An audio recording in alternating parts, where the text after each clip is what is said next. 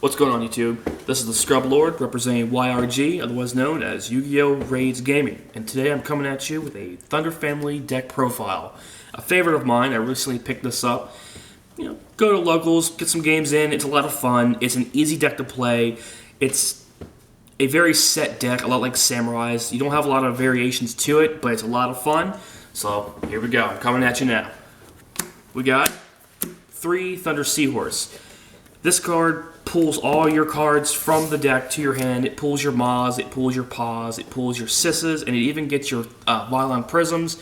Those are the cards I use in this deck. Obviously, it is a Hunder family deck. The only downside to Thunder Seahorse that I can see is that you cannot special summon the turn you apply its effect. So when you pitch it and you get your cards to your hand, you can't special summon. So make sure you got some good spells and traps sitting in your back row to protect you. Otherwise, you're SOL. Or maybe you're not. I guess that depends. Hunder. Hunder's great. Once per turn, you can normal summon 1 extra card, so you can get your Pa's, you can get your Sis's, you can get your Prisms. It's great. Pa is the same way. Pa summons extra Ma's, Pa summons Sis's. Much like Hunder, you can't summon the same copy of the card, so if you normal summon Pa, you can't go into another one. Same thing with Hunder. You summon a Hunder, you can't summon the second Ma. So it's usually Pa, Ma, Sis, or Ma, Pa, Sis, like that. Speaking of, there's our Sis Hunder. When Sis Hunder is summoned, you can pull one of your Hunder family cards. It's not Hunder specific, but you can pull a level 4 light Thorn type monster from your graveyard. You can banish it, and then at the end of the turn, that banished card comes back to your hand. So it's great for pulling back Pa's, Ma's, even Thunder Seahorses, which is a really good play. You pitch your Seahorse, you get your Sis, you summon Sis, you pitch your Seahorse in the banish zone, right back. Good stuff. Now we have Violon Prism. He is your synchro maker in the deck. You sync with a Ma, Pa, or Sis, or even a Thunder Seahorse. You can pay 500. I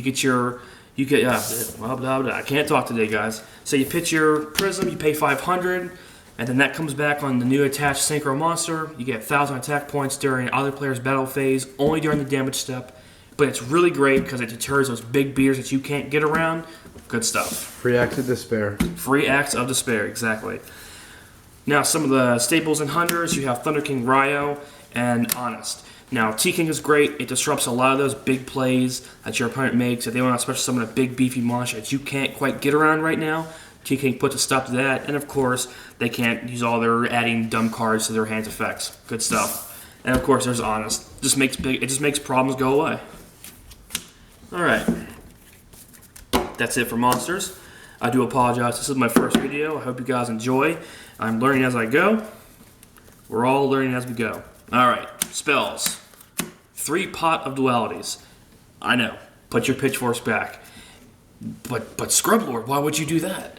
Well, with Pot, early game, it's great because then I can go into my deck, find what I need. I can sit back on some spells and traps if necessary. It gives more consistency to the deck that otherwise I don't want to use upstarts and reckless greeds because then I'm giving my opponent too many luxuries and I'm taking myself out of the game. Either my opponent gets 1,000 life points that I really need them not have, or reckless greed I can't draw and I'm done. So I'd rather not be able to special summon for a turn than be life points below or can't draw for draw phases, so it's all good. Pot of Duality also pairs really well with Thunder Seahorse. Absolutely. Pitch Seahorse, get some cards. Pitch Pot, get some more cards. Just sit on that back row, man. You're fine. Recycling batteries. This pretty much lets you add anything from your graveyard, any Thunder family card or Thunder. Well, actually, you can't get your Seahorses, but you can get your Ma's, your Pa's, your Sis's, your Prisms. Adds those 2 right back to your hand. It's great. It's like a better version of Monster Reincarnation without the discard effect for any type of Thunder base deck. It's great, especially when you go into a big sink or exceed, just right back. Very comparable to Gravekeeper's Steel. Absolutely. Now we here at YRG have a mantra: we hate back row. We like ours. Yeah, we like our back row, but we hate your back row. And one of the biggest things with Hunters is back row. Back row does stop us. It does. A lot of players are like, well, if you hide behind your Constellar Omegas and your Lances, you'll be fine. And I'm like, well, to that I say, Yeah, probably, but nevertheless, back row's got to go. And because Storm's not coming back and Tornado's not coming back, MST is what we got to use. Some staples, you get it. 2 lances, a dark hole, and a book of moon.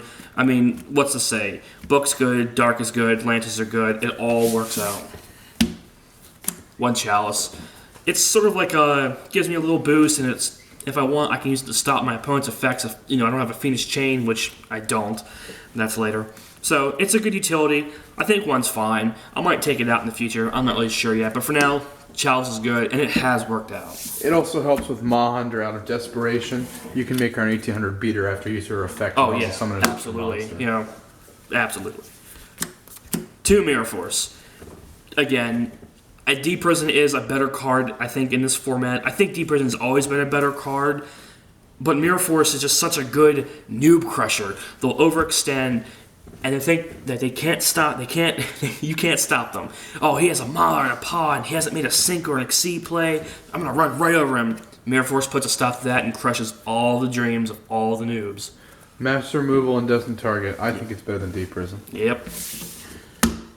Since we're talking about Deep Prison, gotta have 2 in here. Might as well. I mean, it's Deep Prison. You can't fault it. If your opponent's coming at you with a big beater that you can't get rid of and it's going to cause you problems, Deep Prison, I mean, what's more to say? Beals and Stardust are a thing still. Yeah, that's right. Staple traps. Got your TT, your Compulse, and your Bombless Trap Hole. I don't think I have to say much about these. They're pretty standard. Mass removal, spot removal, banishment, 1 Divine Wrath. I know, it's kind of an odd card in the format right now. People who don't have Phoenix Chain kind of rely on Divine Wrath. It's a good trap card. I like it. I think Divine Wrath's always been a good card. Even with the hand replenishment that Recycling Batteries provides, sometimes I don't really want to have to pitch that extra card, but then there are times I'm like, well, I can afford it, so I might as well. And unlike Phoenix Chain, it destroys that problem monster right then and there. So I think 1's nice. You don't want 2. You don't want to have to burn through your entire hand and get rid of 1 card. Warning. Obligatory. I know Water Tap's a thing now, but Warning is still too good of a card. Bunch of Torrents. 7 tools are nice. Again, I know Wiretap's a thing right now, but this is sort of, a good card to use. Can't help it. It's a classic. 7 tools gets rid of it. Yeah, 7 tools gets rid of it. Speed 3, but... Yeah, what can you do? And then finally, for my spells and traps, it's Black Horn of Heaven. Again, it's sort of like the little brother of Solemn Warning. I like it. It's not as good as Solemn Warning, but considering that, Konami pretty much took all of our trap cards and threw them in the trash, we gotta rely on old staples like this. I like it. It's been reprinted. Might as well use it. So there's the deck. I hope you guys like. Now, lastly, we have the extra. I'll come at you with the Exceeds first. 2 Star Age Paladynamos. Sort of like the non-aggressive offense of the deck. When you make him, you can detach both your material, and you target 1 monster, their effects are negated, and they lose all their attack points. They're pretty much dead on command. It's a good card. Gets rid of cards like Beals, gets rid of Stardust Dragon, all the big problem cards. Dracosac, forget about it. So it's a good card. He's a little weak at 2,000, but I mean, he's a light monster, so Honest is still a thing. I like him. And if he gets destroyed, hey, that's 1 more card. He's earned his place in Hunders. Constellar Omega, my absolute favorite card of pretty much Yu-Gi-Oh! Right now. This guy is my boss monster. He may not have the attack power of a boss monster, but the fact that he can pretty much nullify all spells and traps against any Constellar card is blanket, and it's great. I love it. The only thing that's better than having 1 Constellar on board is having 2 Constellars on board, and it's hard to get around. And again, he's light, so Honest is very good in this deck, and it's very good with him. He's the best monster in Hunters, I think. I think so. And then what's even better than having a Constellar Omega, or 2 Omegas, is having an Omega and an M7. M7 is the big brother of the Constellars. He's too good.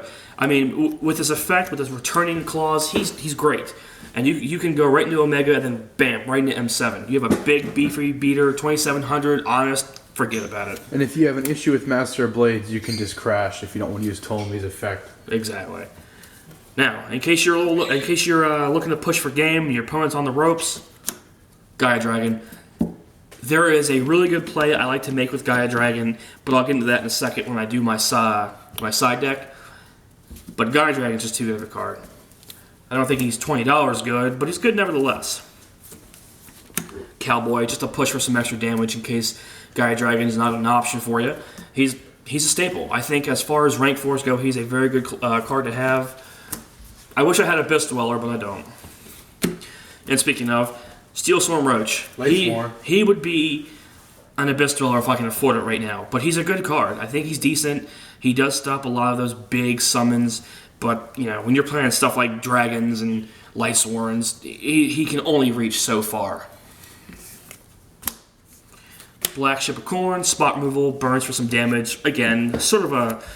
You might as well play it because it's rank 4. It's good in Hunters. And then for the big push, Yugioh Storm Ouroboros. He brings a lot of utility to the extra deck. The fact that he's 3 level 4s isn't too bad considering Hunters can really make that happen. So it's a good option. He's got a lot of effects to choose from. So and his attack power is nothing to scoff at either. Trishula 2.0. Yeah, right. Trishula 2.0. Don't mind the birds in the background. They want to participate. So let me show you my side deck, and then we can be on our way.